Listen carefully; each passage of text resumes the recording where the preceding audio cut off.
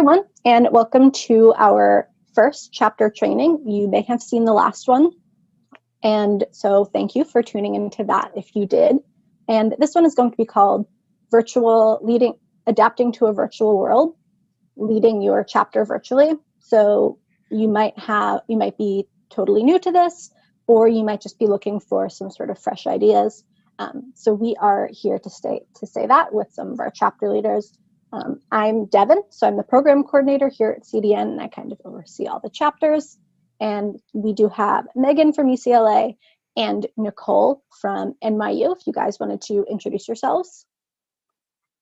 Yeah, sure. So my name's Nicole. I'm 22 years old, and I was the chapter leader at NYU. I was diagnosed with type 1 diabetes a little over 12 years ago.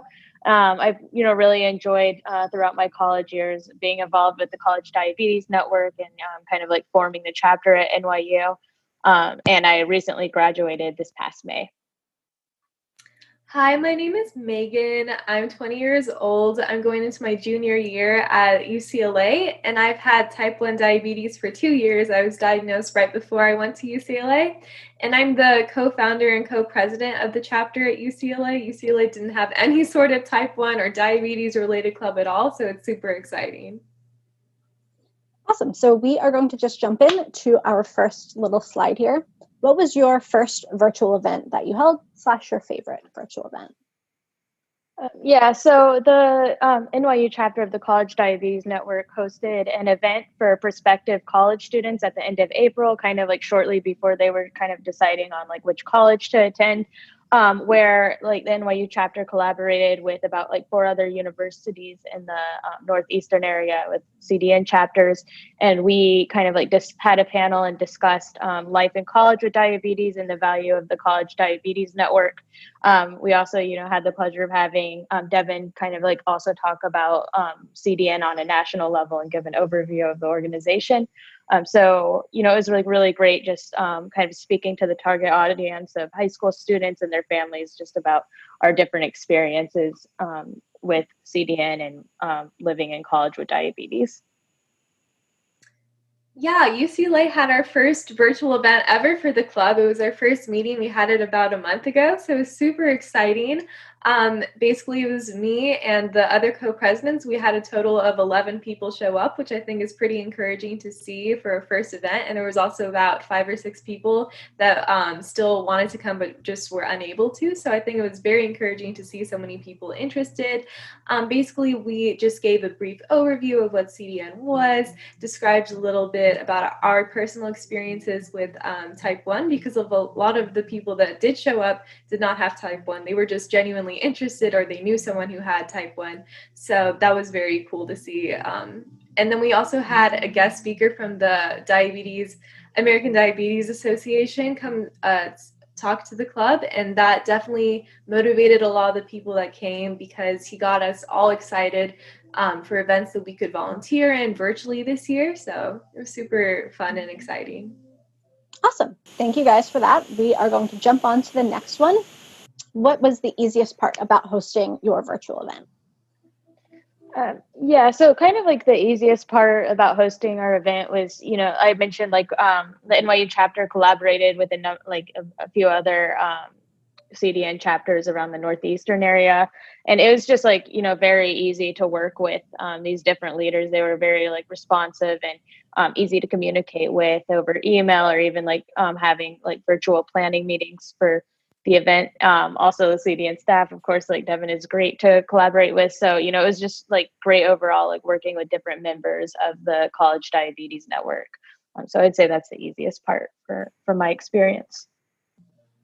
Yeah, I would also have to say that using a platform as universal as Zoom was very helpful and easy, because all the students at UCLA are automatically just given Zoom access, and everyone has it. So I would definitely recommend using a platform that everyone has. Also, it was very easy to email everyone and find a time that works, because it was in summer, so everyone was pretty much free. So that was very easy and helpful. And we also had group chats and Snapchats that were all the members or the people that were going to come to the club before the club started. So it's very easy to keep in touch. So I definitely recommend having some sort of iMessage group chat or Facebook group chat where you all can communicate times with each other. Awesome. So building off of that, what was the most challenging part of hosting your virtual event? Yeah, so I agree with Megan. Like, it was definitely like great, like utilizing different technology. But I think something like from having a Zoom event is like sometimes it's hard to like gauge like level of commitment. Like even if people respond like yes to an event, it's still sometimes difficult to see like if they'll actually show up. We did have like a really good turnout, but there were like less people, of course, than expected. Who just couldn't make it. But I think like with virtual events, just like from my experience, sometimes like commitment is at a lower level than if it was in person. So I'd say just like, be mindful that not everybody that's saying yes, like probably won't, like not all people might not attend like the event, even if they're responding yes. So I would just like keep that in mind, as you're planning different virtual events. Yeah, and to add on to that, I think Zoom is just a great platform, but of course it's not perfect. So for example, during our meeting, we did have a situation where someone was talking and then they got kicked out because of a Wi-Fi connection or something went wrong with Zoom. And then I just let them back into the meeting later. But things like that do happen. So I think it is important after your meetings to always send like a recap summary email for any information that might have been missed due to technology issues. And I also think that another issue that could have come was just that since it is online through Zoom or whatever platform you guys are using, it kind of takes away from that person-to-person connection that you would establish if the club was being held in person on campus. So I think it is important to, yes, have your meetings, but also maybe text your members or send more emails to them, some sort of way of making the connection more personal so you don't lose that person-to-person communication there. So I think that might be a good tip. Yeah, for sure. And then just a little quick blurb if you guys wanted. If you could change anything about your virtual event, what would it be? So a little bit similar, but if you guys had anything quick. Yeah, so for our virtual event, just to provide more context, like I set up the event in a way where we had like, main questions talking about, experience with diabetes in college and different activities we participated in with our CDN chapters. And then like we opened it up to like a question and answer session for the live audience for like the other, like half an hour, like the other half of our event. And I like a lot of like good discussion points were brought up in the Q&A session. So I just think like even asking for like more input from different like groups I reached out to advertise the event, or like, even like maybe like on a Facebook post, like I could have been like, comment if you like have a topic you're particularly interested in that, like maybe during like the first part of our event, we could have like talked a little bit more about. I think we covered important topics, but just like sometimes it's like even better to get a sense of like what people applying to college, like in the case of my event, like what they were interested at the time, because it has been like a while since I was at least the chapter leaders I was working with had applied to college. So just like maybe just even opening it up even more, like as we were planning the event, content wise, and like for main topics. Yeah, I totally agree with that. And I think also in our case, since we had so many students show up that didn't have type 1 diabetes, it would have been nice to know ahead of time that people that didn't have type 1 diabetes would be in the majority, because then we could have gauged that meeting more to giving maybe a more thorough discussion about what type 1 diabetes is. So I guess don't just assume that it's a college diabetes network that everyone will have the same knowledge that you do, because they might not live with it or know someone. So I think that would also be important. Awesome. And so last but not least, you guys touched on this a little bit earlier, but did you have any sort of final tips and tricks for hosting these virtual events? Yeah, so I feel like I have, kind of like a few tips here.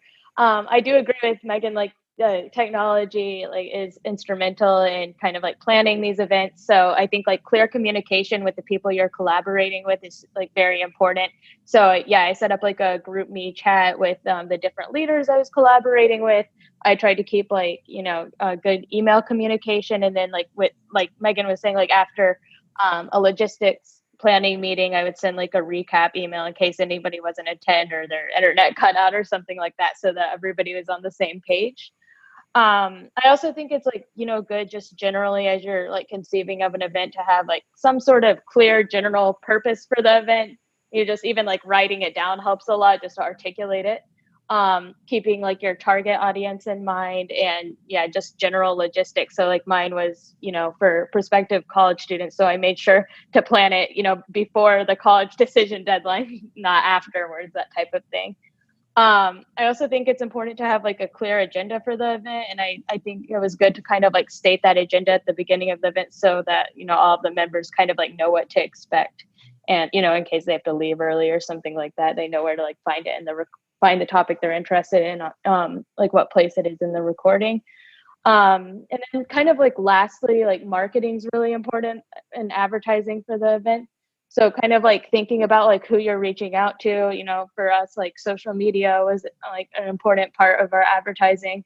I looked at like, the admitted class, freshman class Facebook page to post there to see if anybody was interested in CDN coming into college next year.